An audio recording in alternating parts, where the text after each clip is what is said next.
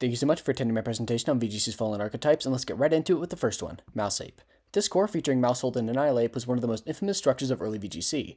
The basic idea is simple. Mousehold would use Beat Up into the partner Annihilate. For those of you who don't know, Annihilate's signature move Rage Fist gets powered up by 50 each time it's hit by an attack. After 3 Beat Up hits, the Ape can dish out some of the strongest damage in the game. These two were downright dominant in Regulation A, and stayed somewhat relevant afterwards, but once Reg D came around, it was all over.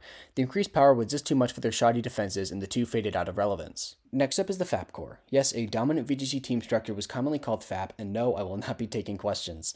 Anyways, this core was made up of Fluttermane, Amoonguss, Arcanine, and Palafin. With these four lacking raw power, losing damage worse to many other common archetypes they make up for in pivoting. Arcanine and Amoonguss use their strong defensive typings, supportive moves, and Intimidate to shuffle around and get their attackers in position to win. The Faap core won many tournaments in early Regulation C and would be strong throughout, but that was short-lived. The newer Shifu Rapid was way better than Palafin, and the power level had grown too high. All of a sudden, those bulky Pokemon were easier to take down and became less reliable switch-ins. Unfortunately, this would be Faap's downfall in the end. Espathra Sandy Shocks is the least relevant of these cores by far, but it still deserves a mention here. Early on in VGC, Sandy Shocks is the fastest viable Pokemon with access to Gravity, a move which increases accuracy across the board. This paired with Hypnosis creates a deadly combo that can obliterate unprepared teams, but why Espathra? Well, it all comes down to its Speed Boost ability, which gives it +1 speed at the end of each turn. This essentially turns it into fast Amoonguss, which is, kinda fucked up.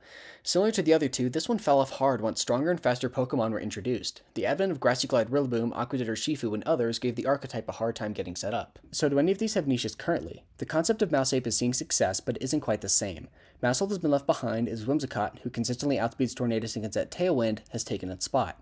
Annihilate is okay, but some players are favoring Terrakion instead, opting to use Justified's attack boost when hit by a Dark-type move.